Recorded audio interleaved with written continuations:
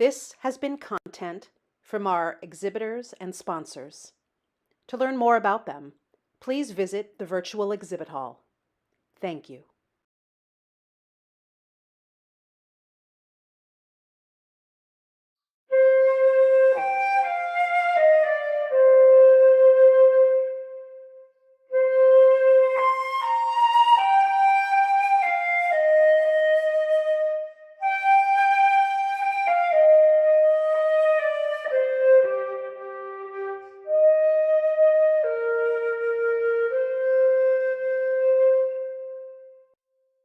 Greetings, UUs, and welcome to our 2024 General Assembly Sunday service during this, our first intentionally all-virtual General Assembly.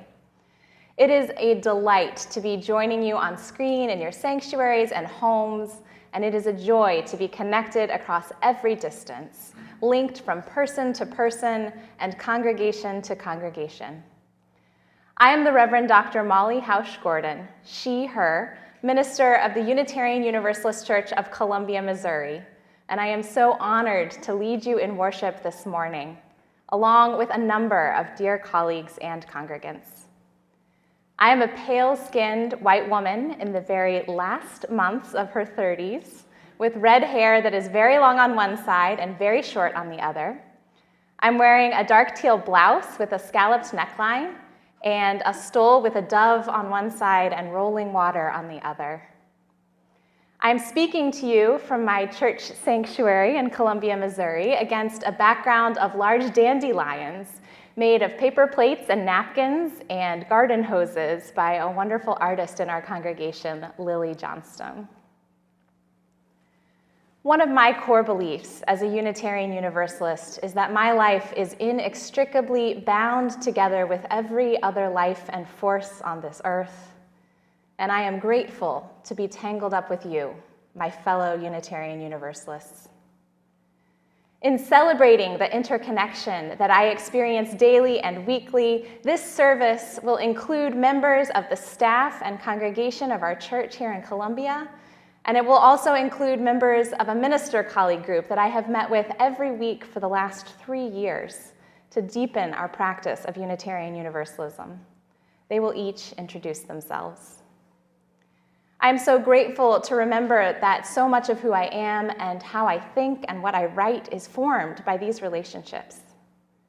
Additionally, the ideas in this service are formed by a wider landscape of entangled influence, particularly the work of theologians Karen Bray and Catherine Keller, the poet Ross Gay, Unitarian Universalist ancestor Frances Ellen Watkins Harper, movement organizers and writers Adrienne Maree Brown and Alexis Pauline Gumbs, and so many others, whose words and ideas inevitably make their way into mine.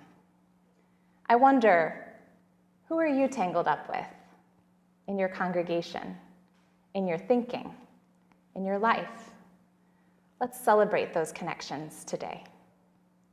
We begin with the Prelude performed by several UU choirs from across the country, their images and voices woven together as our lives and our faith communities so deeply are. I hope you will feel yourself connected as we worship together today, remembering that we are here, gathered from many places, and yet still here together. Let us begin.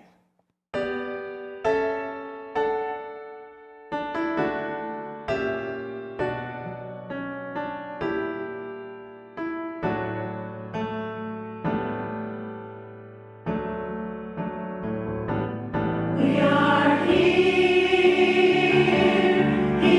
together. We are here together. We are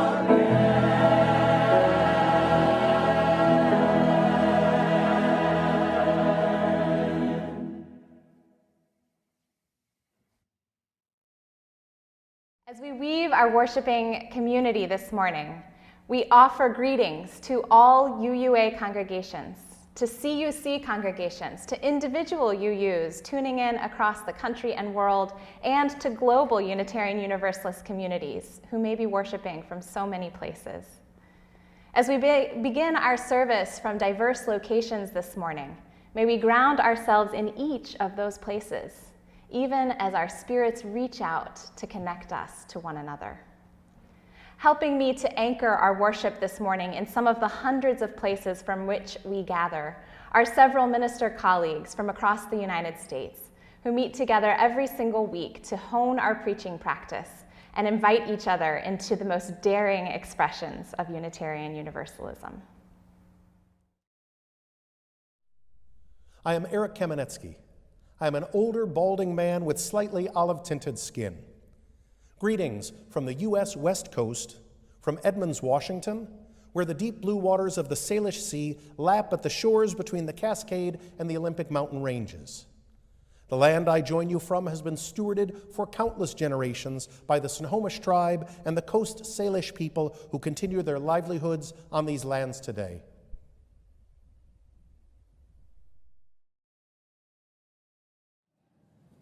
I'm Reverend Sarah Oglesby Dunnigan, a short, middle-aged woman with graying red hair and freckles, wearing glasses. Greetings from the United States Southwest, from Valley Unitarian Universalist in Chandler, Arizona, where the saguaros bloom amidst an array of bright-colored flowers and hummingbirds are joined by coyotes, scorpions, and javelinas, and a desert landscape that is both beautiful and dangerous, and full of surprises.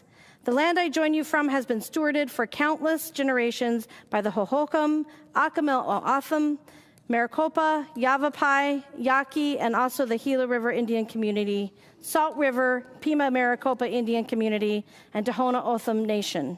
From Arizona, we share a wish of cool breezes, shady spots to rest, freedom to cross borders as needed, and enough water to you, our fellow Unitarian Universalists across the country and world.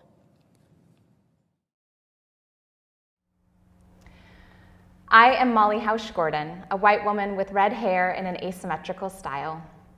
Greetings from the U.S. Midwest, from Columbia, Missouri, where the waving grasses of the prairie are deeply rooted, where the big muddy Missouri River makes its leisurely way eastward toward the end of its journey to the Mississippi, and where the rolling foothills of the Ozark Mountains shelter vast caverns and abundant life.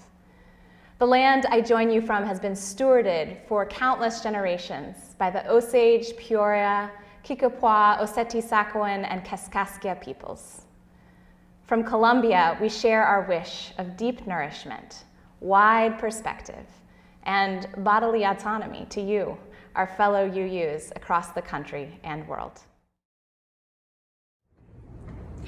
I'm Sadie Lansdale, a tall white woman with brown hair pulled back in my church bun.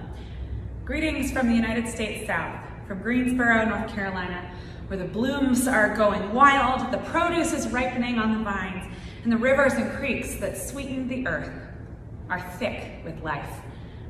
The land I join you from has been stewarded for generations by the Chiraw, Catawba, Occaneechi, Sissipahaw, Kiowa, and Shakori people.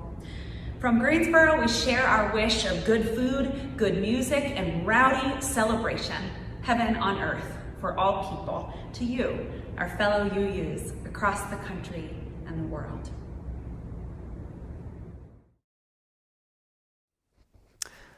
I am Aaron Stockel-Wiseman, a tallish white man with short blonde hair and a beard.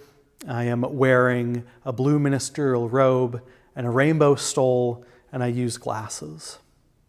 Greetings from the United States East Coast, from Framingham, Massachusetts, in the Charles River watershed. We learn about the seasons as the vernal pools fill with water in the spring. They're the home to yellow-spotted salamanders and fairy shrimp. We learn about the seasons too with the vermilion and golden leaves of autumn and the chattering of those bare branches during stick season. The land I join you from has been stewarded for countless generations by the Massachusetts, Agawam, Nipmuc, and Pawtucket peoples. From Framingham, Massachusetts, we share our wish of changing seasons and flourishing life to you, our fellow Unitarian Universalists across the country and world. Greetings to you gathered in so many additional beautiful spaces. Take a moment to feel your body connected to the place where you are as we join our spirits with yours from each of these places. Take a moment in gratitude for the land that upholds and sustains you, for its many stewards across generations, and for the spirit that roots and connects us each to each in a great web of living and loving and worshiping. Come, let us gather.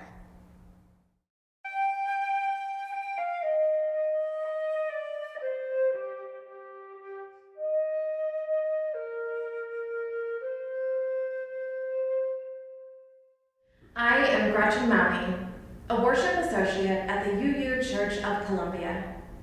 I am a white elder millennial and use she and they pronouns.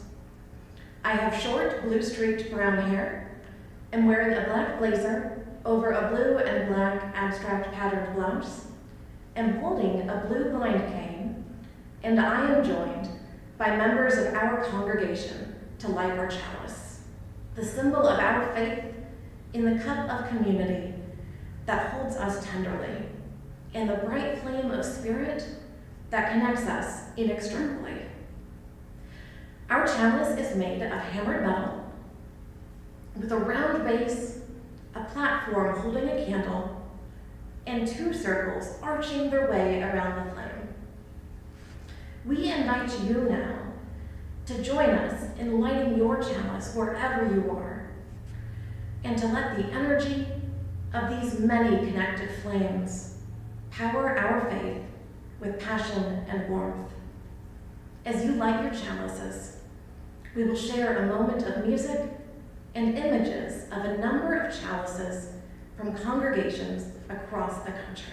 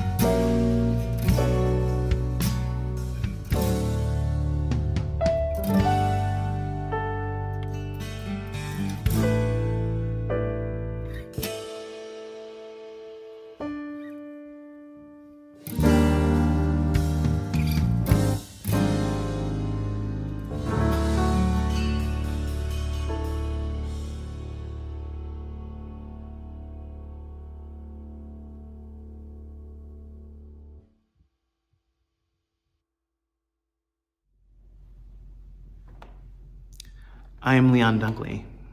I am an African-American man with dreadlocks and an increasingly graying beard.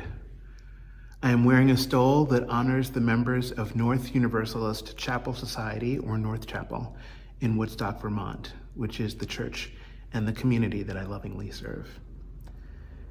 I'm going to share a story with you this morning from a collection called Through the Mickle Woods by Valiska Gregory. In a kingdom long ago, there was a weaver who spun stories out of thread. One day, an owl, white as winter, perched in a nearby tree. "I should like my story to be woven out of clouds," said the owl. "As you wish," said the weaver. And the owl brought the woman strings of clouds round as pearls. But every time she tried to weave them in and out, they would dissolve quietly as dew upon the grass. The owl blinked his great eyes. "Perhaps we should add some moonlight," he said, "the kind that shimmers on water." "As you wish," said the weaver.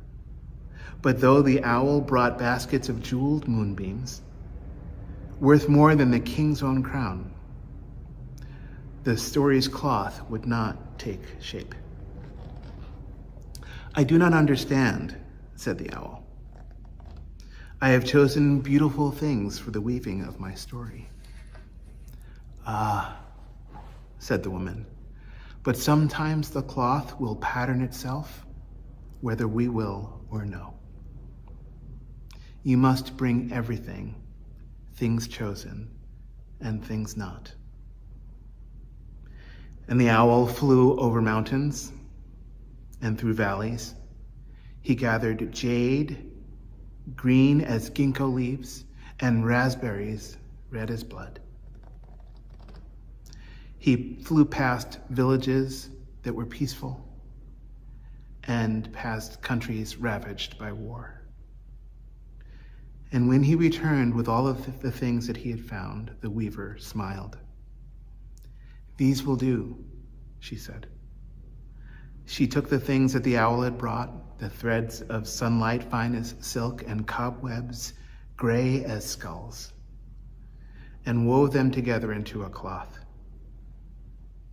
And when the owl pulled his story around him, it was so full of woe and gladness, so beautiful and strong, that when he stretched out his new-made wings, the people thought he was an angel hovering over the breathless sky.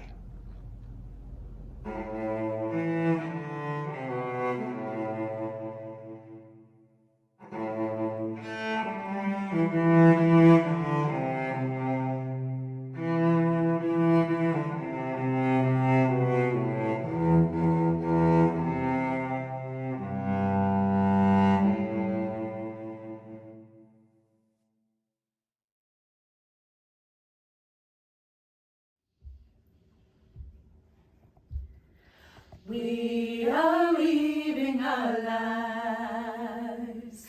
We are weaving our hearts and our minds. We are weaving the bright and dark threads of our journeys through. We are weaving our lives. We are weaving our lives. We are weaving our lives.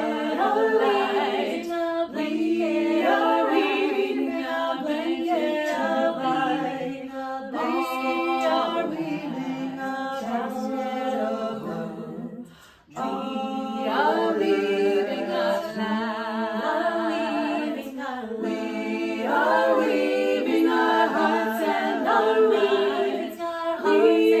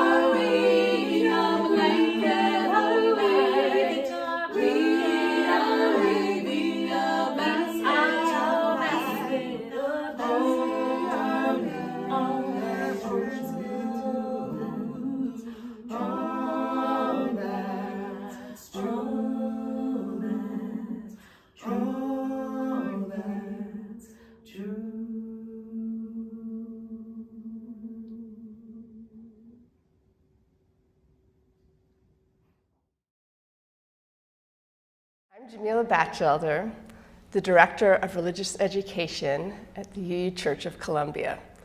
I'm a 46-year-old white woman with lots of wavy dark blonde hair, and I am wearing a Art Nouveau print wrap dress in shades of turquoise, aqua, black, and gray.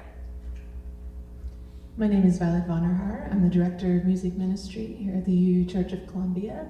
I'm a 30-something white woman with short, blondish, brownish hair, wearing gold glasses, and also got an Art Nouveau style handkerchief I'm wearing with a white shirt.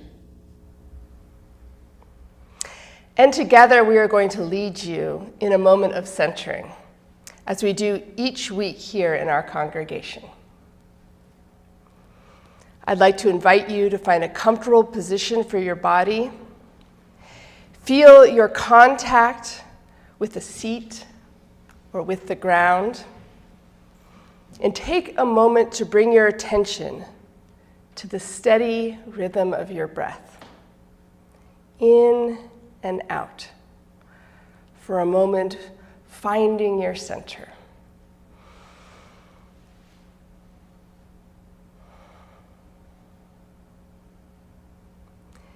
And now, close your eyes and try to imagine the threads that are being woven into this story of your life.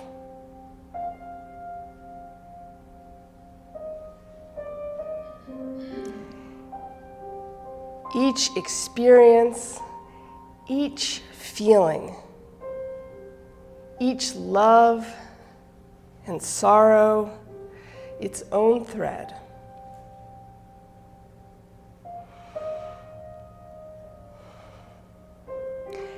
And let each thread take shape in your mind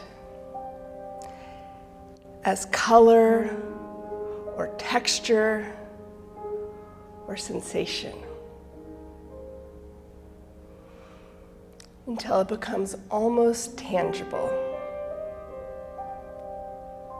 to where you could almost hold it in your hands, delicately between your fingers. With all your tenderness, can you begin to weave it all in? Twining green shoots of new discovery. Heavy, drab threads of despair.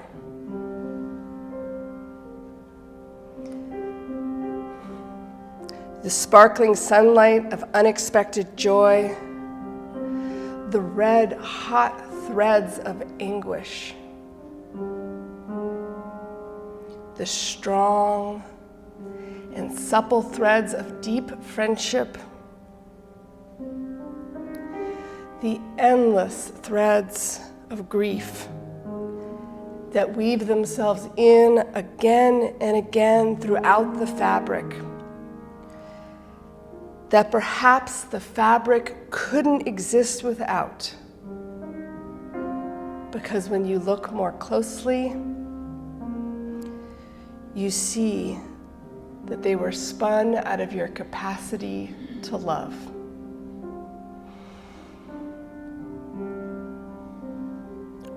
What is weaving itself into your story? What makes the fabric strong? What makes it vibrant? What gives it poignancy?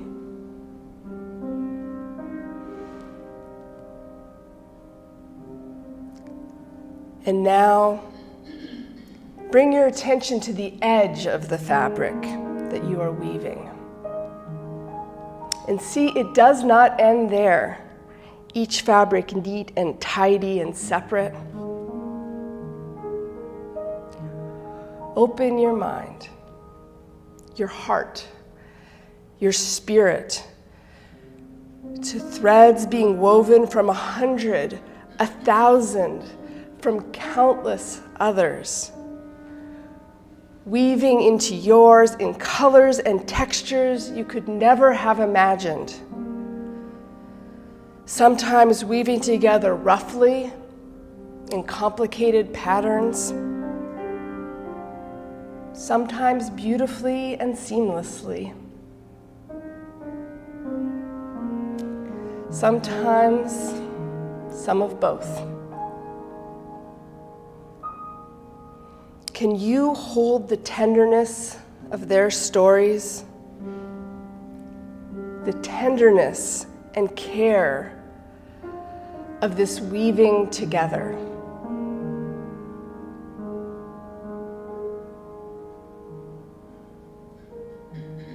Can you sit here silently a moment longer in tenderness, in love, in awe at this creation, at all that has been woven?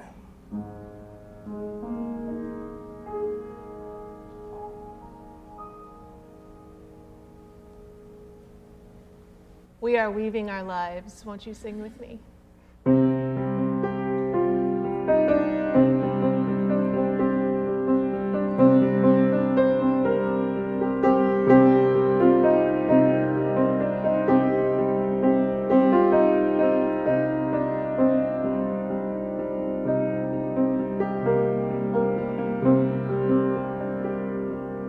We are weaving our lives. We are weaving our hearts and our minds. We are weaving the bright and dark threads of our journeys through. We are weaving our lives. We are weaving a blanket of light. We are weaving a basket to hold all that's true. We are weaving our lives. We are weaving our hearts and our minds. We are weaving the bright and dark threads of our journeys through. We are weaving our lives. We are weaving a blanket of light. We are weaving a basket to hold all that's true.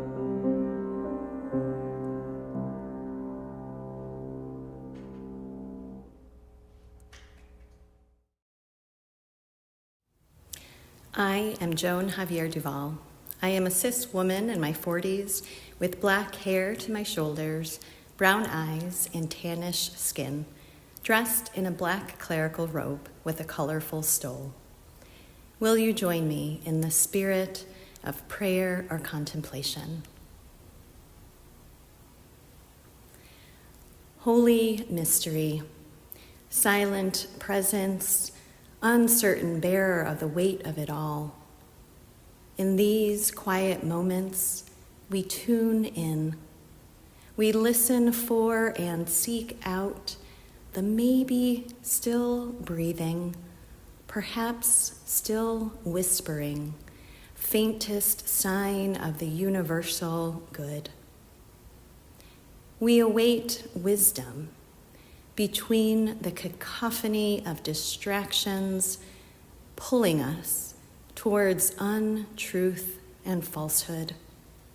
We await relief amidst the shrill cries of desperation, of we've had enough, of when will they stop killing my people, of how much more will the waters rise, of when will it be safe to return to my home, of how much longer can I hang on we listen, we attend, and we wait. Through the tumult of these days, we seek assurance. We seek the fulfillment of a promise made to ourselves, a promise made to those we have been stretched to call neighbor, a promise written and enshrined and yet unfulfilled. Help us, abiding mystery, to hang on, to hold on when all is in question, when all is in doubt. Help us to stay firm to our own commitments and our own promises. Lead us back into connection, back into the bonds of humanity that help us to know each other as beloved. May we continue attending with care. May we keep watch. May we beckon love and justice and mercy with our own whispers, with our shouts, with our cries, until all know themselves part of the circle of love. Amen.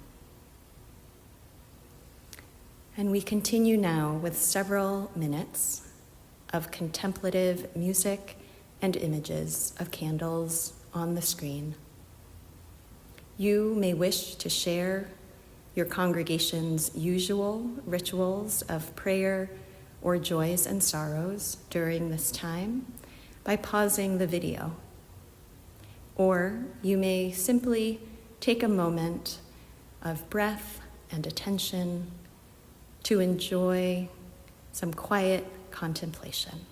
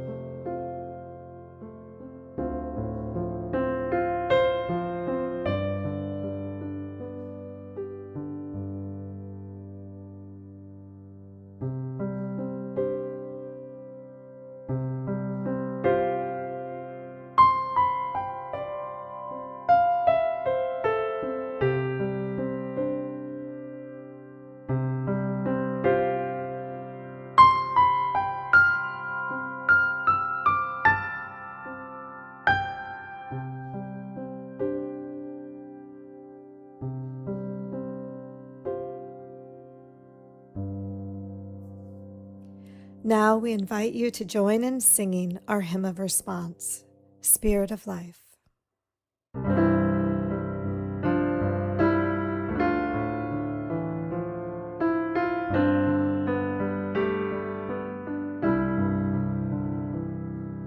Spirit of life, come unto me. Sing in my heart all the stirrings of compassion. Blow in the wind, rise in the sea, move in the hand, giving life the shape of justice. Moves only thus, wings sadly free. Spirit of love, come to me, come to me.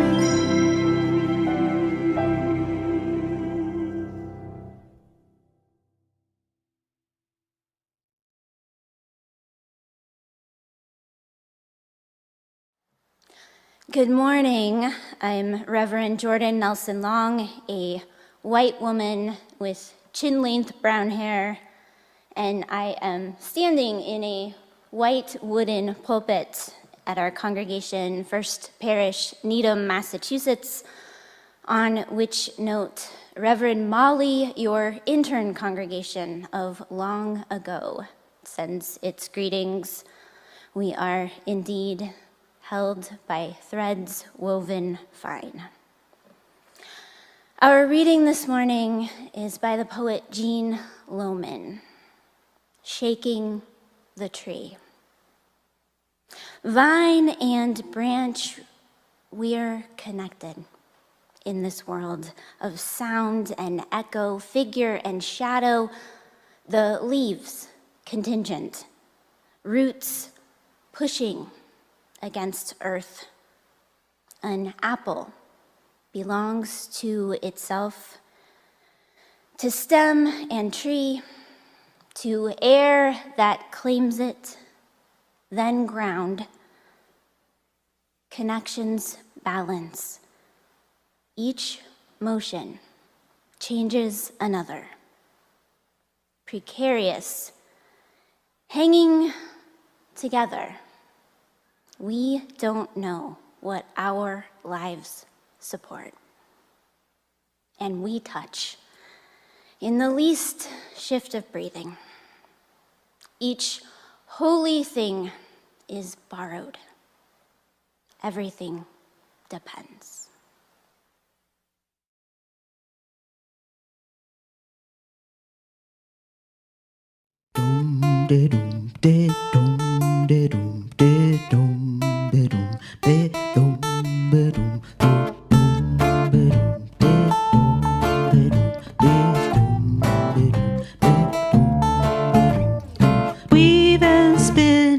Weave and spin.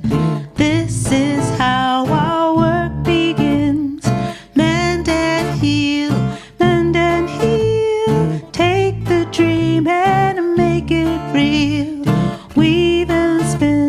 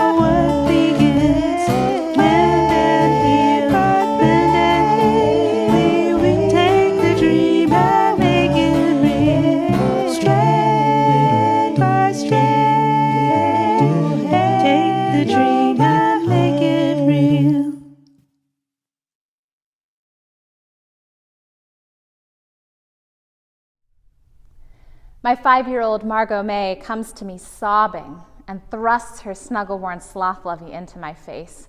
"Baba is ripped," she cries. "I love her so much. Can you fix her?" I tear my eyes away from my phone, where I've been watching a photojournalist's video of a child just like my own, covered in the dust of bombs, vibrating with medical shock and soul trauma beside a pile of rubble in Gaza. Child, I can fix nothing, but I pull her to my chest and let her tears join mine. 30 years before, I sit with my great-grandmother Iva May at the table her mother brought in a wagon across the prairie, running my hand over a notch worn smooth by wagon wheel and worrying of women. I am 9. We sit packing away blankets whose edges she neatly crochets by feel, her beloved hobby as a seamstress with sight long gone. She gives these blankets to every baby she learns of, the mail deliverer's son, her cousin-in-law's grandson's newborn child. They're all ours, she tells us. That day we are packing away my blankets for the children I do not yet know I will have. "Can you teach me?" I ask, pointing to her crochet hook. Yes, she can. But first things first. Before we learn to weave, we learn to mend. She brings out a needle and thread, a torn old rag. I cut the string, thread the needle, tie the knot, learn the simplest looping stitch. By this, the world is sustained.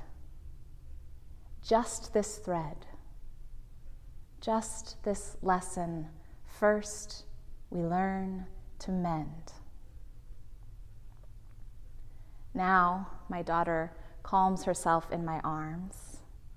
More truthfully, we calm each other. And together we fetch the needle and thread.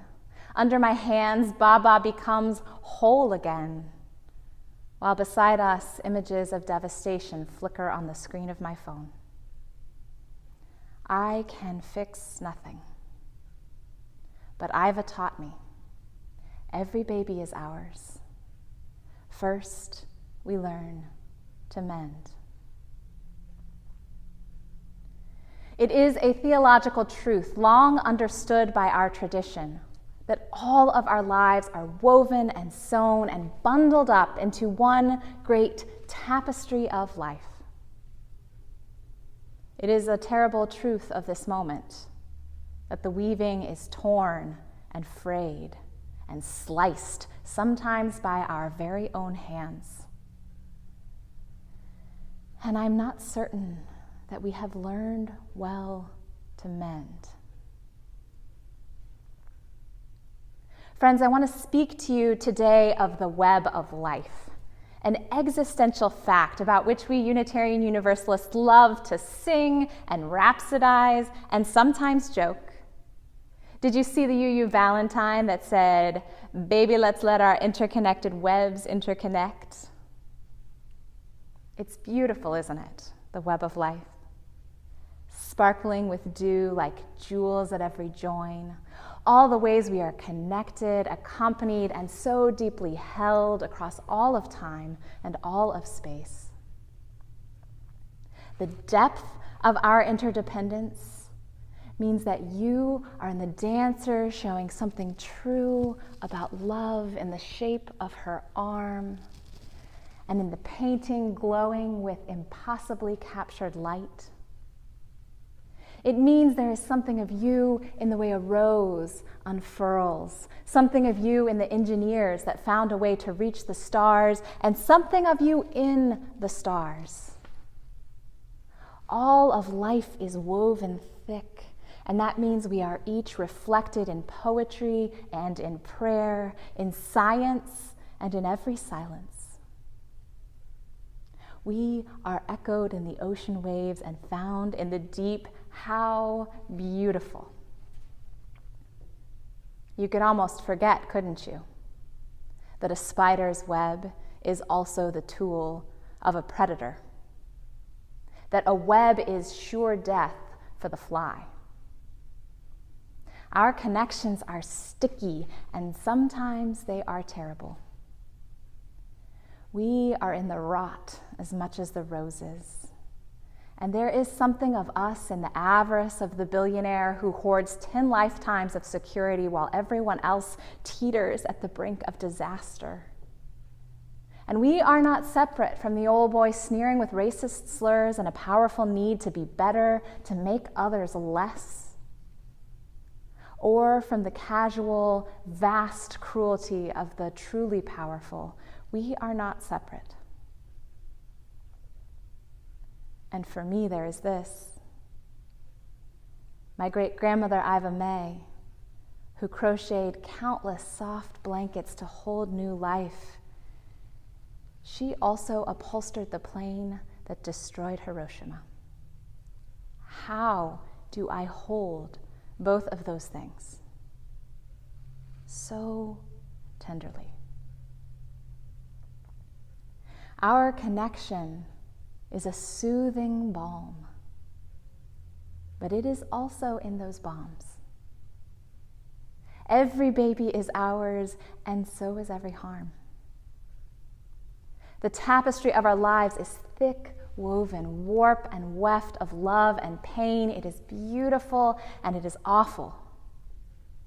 Our interdependence is sustaining and threatening. And God, sometimes I wish it was just one or the other. Our whole culture is set up to tell us it's only ever one or the other. My survival brain would really like it to just be one or the other so I would know how to act. All of us sometimes behave like it's only one or the other, like we're all saved or all damned, all good or all bad. Like we could cut away the harm and have only the love.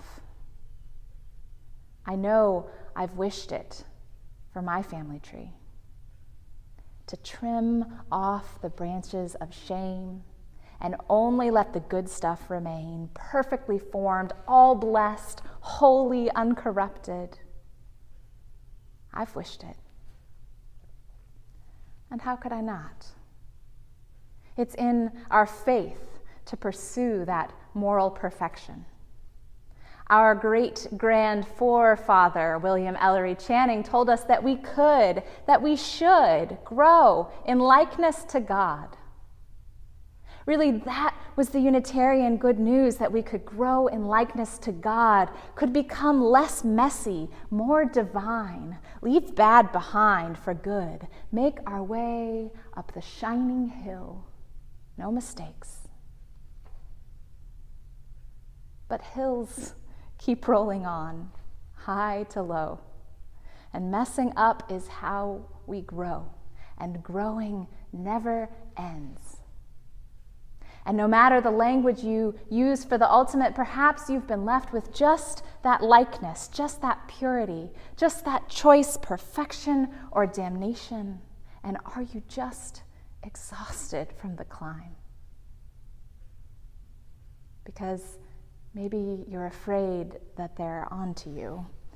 Your congregation, your friends, your colleagues, or your people, that they know you haven't got it all right yet. That there's still some greed in you, or some confusion and lots of fear. Maybe you're afraid that you haven't got it all right yet, and that makes you all wrong. And maybe you've even tried to slice yourself out of the web sometimes, because nobody told you that you could just keep growing, because nobody ever taught you how to mend. And even when we do feel like we're getting it mostly right, it hurts sometimes to be so tangled up, to be present to all that beauty and all that pain at once, to hold your sparkle-eyed child and her precious stuffed sloth in your lap while another child is covered in the dull dust of bombs, and yet another is dead in her mother's weeping arms. It aches to be so tangled up. No wonder the weaving is frayed. No wonder it is sometimes torn. It aches to be so tangled up, and it is dangerous sometimes. When everything depends, one misfortune can send it all tumbling to disaster. Surely COVID taught us the danger of our beautiful, tight-woven connections, that we ignore them at our peril, and that even when we manage to attend to them well, tragedy may still unfold.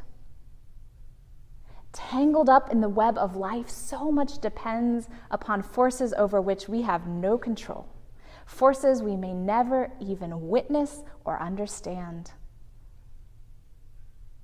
We are at each other's mercy, and not all of us are merciful. The poet Jean Lohman writes, "Precarious, hanging together, we don't know what our lives support, and we touch in the least shift of breathing. Each holy thing is borrowed. Everything depends." Our interdependence sustains us, and because it sustains us, it also makes us so vulnerable to one another. There is no outright safety to be had in the web of life. There never was. It is dangerous to be so tangled up, and it aches. No wonder the weaving is frayed. No wonder it is sometimes torn. And the call of our faith is to respond to these tangled realities all at once. The sustenance and the danger, the holding and the teetering, the beauty and the pain. We really don't like to feel that second part. Sometimes we try to slash and hack away at the web to avoid that second part. Maybe if we could just cut ourselves away from that interdependence, we could be safe. Maybe alone on our own, it wouldn't ache. If I don't rely on you, I could be sure I was okay. And if I leave first, they can't kick me out.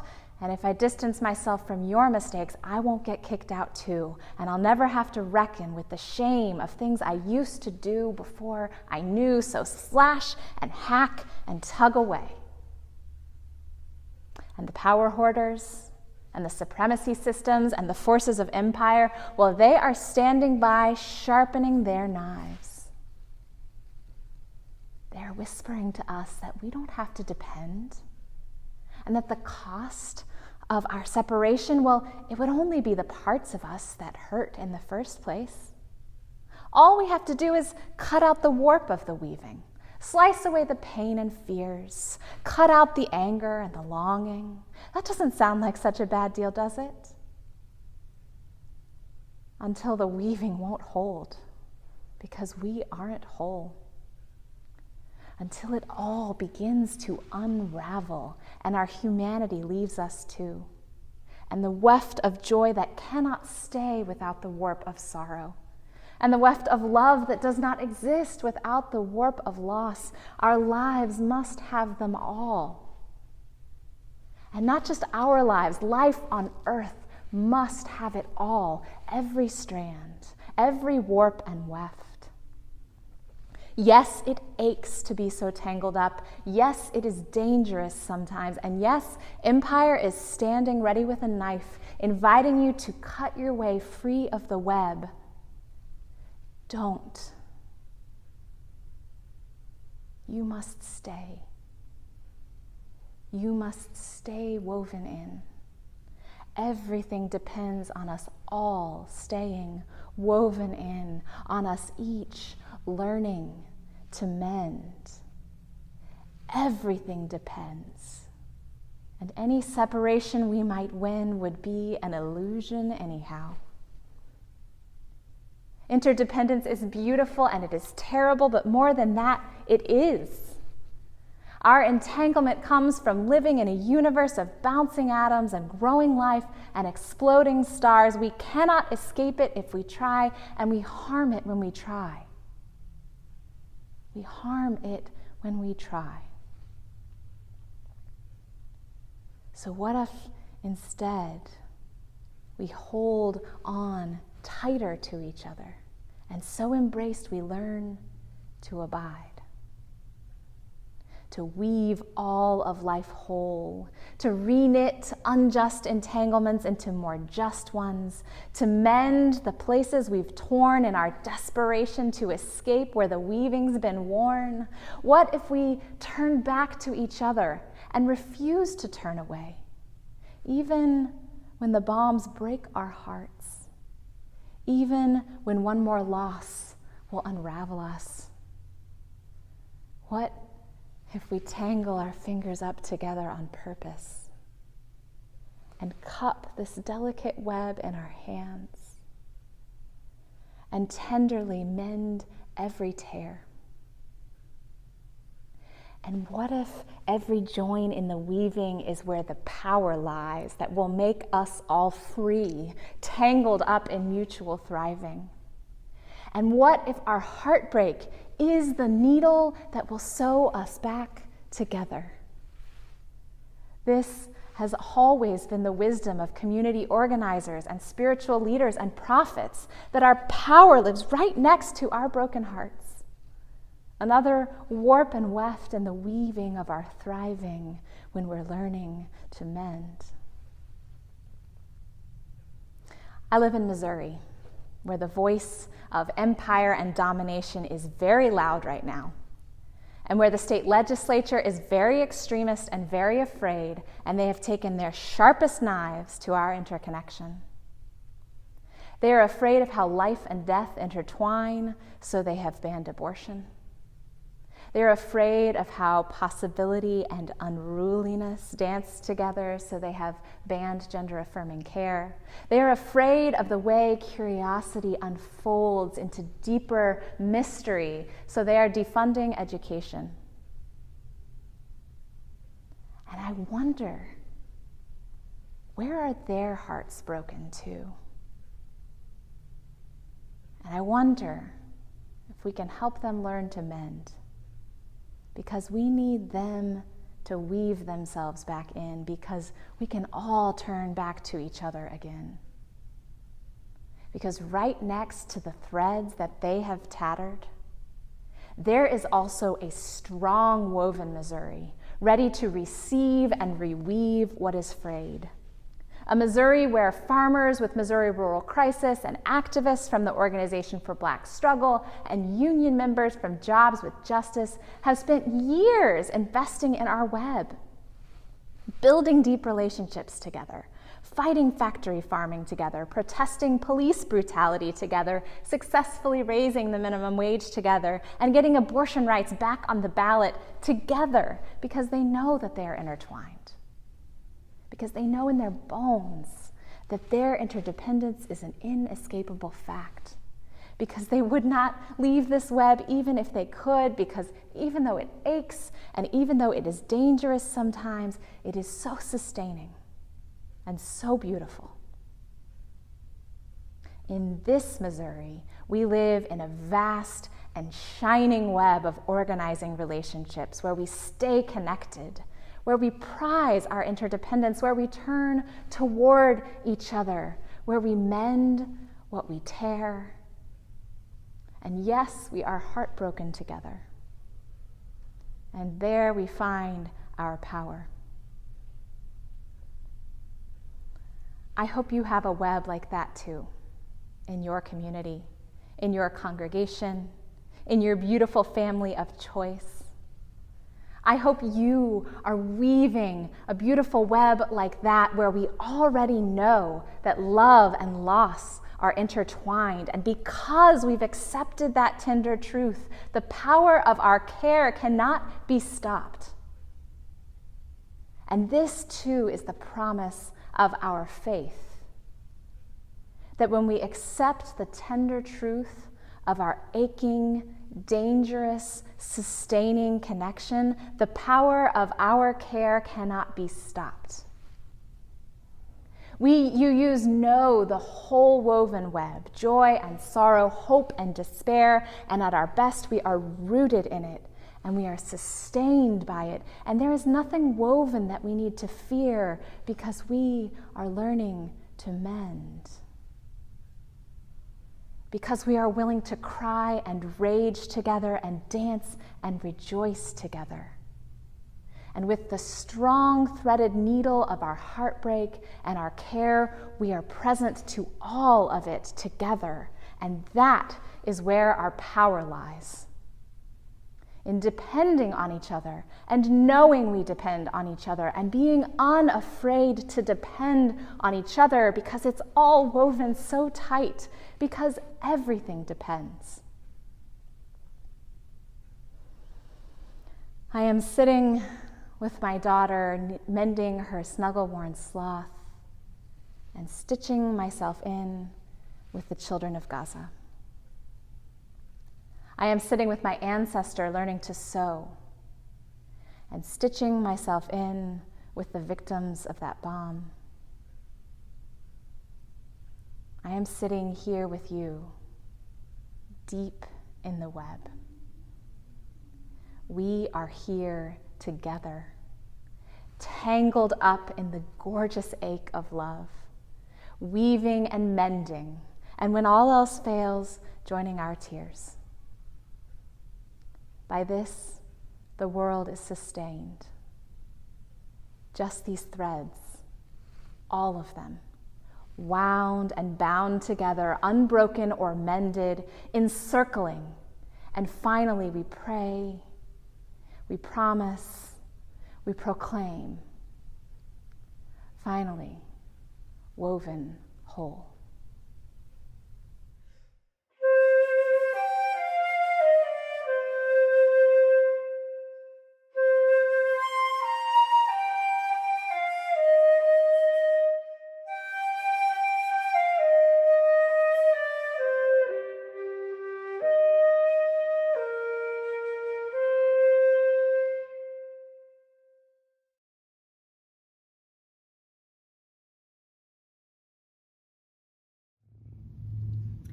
We weave, we mend, and we keep the circle whole together.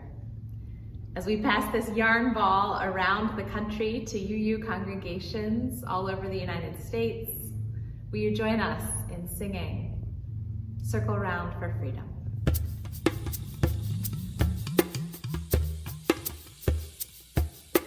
Circle round for freedom.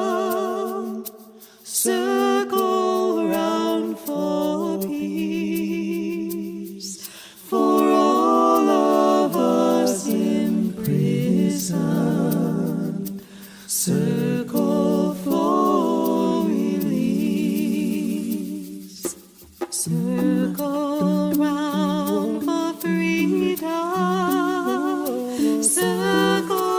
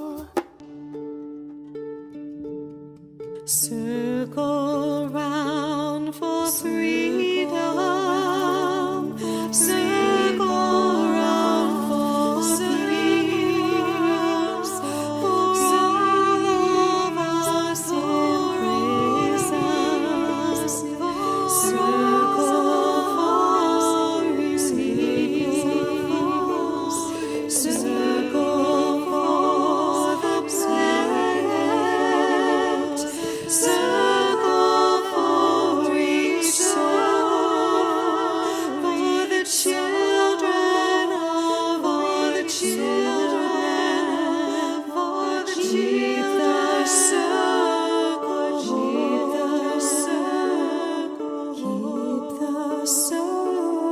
Circle round for freedom. Circle round for peace.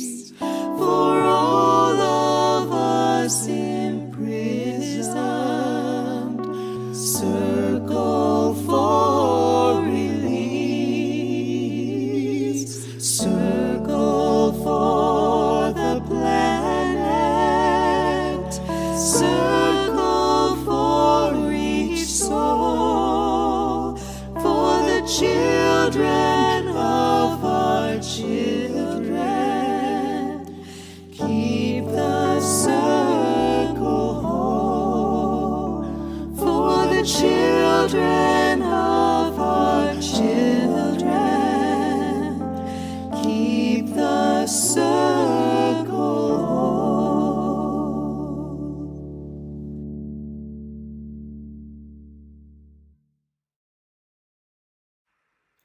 Our relationships and the values that ground them are sacred. And just as they are the thread that weave our covenantal community, our web of interconnectivity is what holds the strength and possibility in our justice organizing work. Side with Love holds the public justice work of the Unitarian Universalist Association, bringing our values to life through mobilizing leaders within our congregations and beyond. And in these times, where threats to democracy and liberty devastate our communities, our families, and our individual lives, we are fortified by the truth that throughout history, people, Unitarian Universalists, rise to meet the moment, to side with love and struggle towards the highest aspirations of our faith, to reject the disposability of any human being and proclaim all are worthy of love and belonging, and to make it so through our actions. Side with Love works on 4 intersectional priorities: democracy with You, the Vote, climate with Create Climate Justice and the Green Sanctuary programs, LGBTQ and gender justice through Uplift Action and decriminalization. In 2024, we are rising to the challenges that we are facing in our world today. Launching the first ever faith-wide climate revival that will break down silos and springboard hundreds of congregations to usher in a new era, moving beyond extraction and into a wider climate justice movement. Supporting congregations with tools and trainings to equip us to take courageous and impactful action. We're building response networks across the country for trans people, students, and many folks targeted by state violence and legislative attacks. Side with Love calls on us to show up, to be bold, and to be a part of a moral majority that knows another world is possible.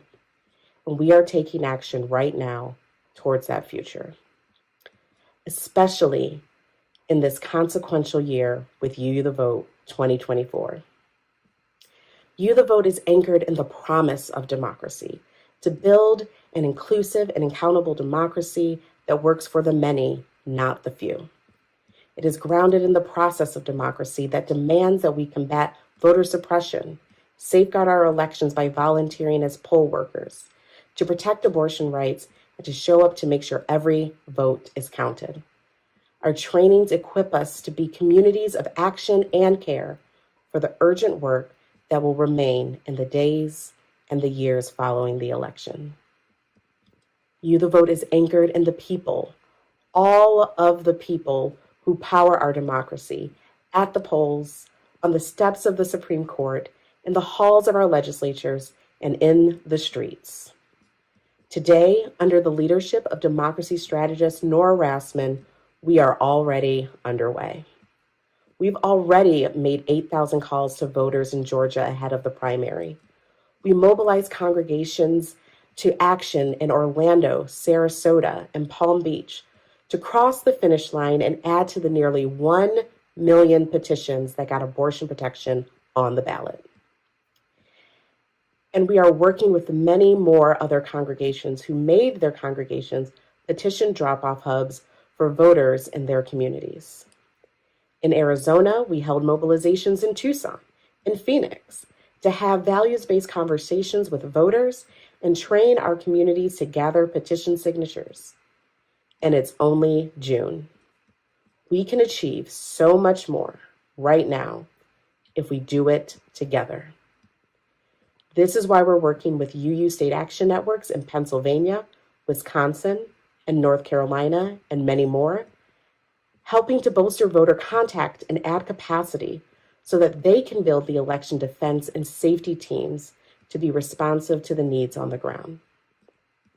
Together with national partners like Power the Polls, we're filling in the gap of a major poll worker shortage that leaves the administration of our elections at risk.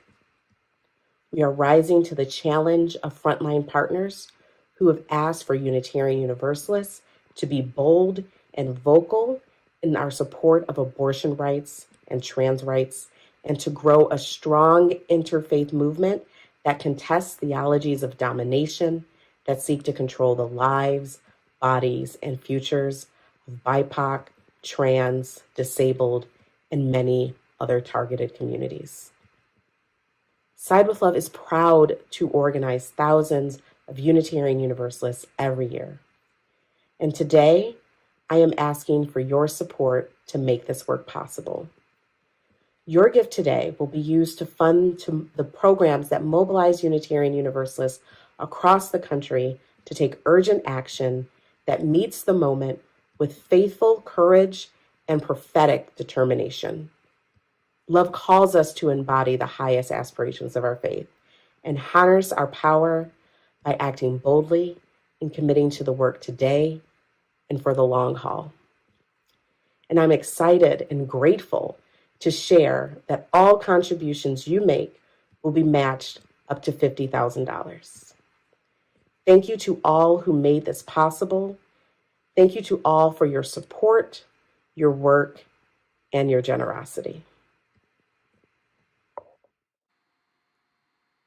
Select Donate in the GA mobile app, use the QR code on the screen, donate online, or text SWL to 91999.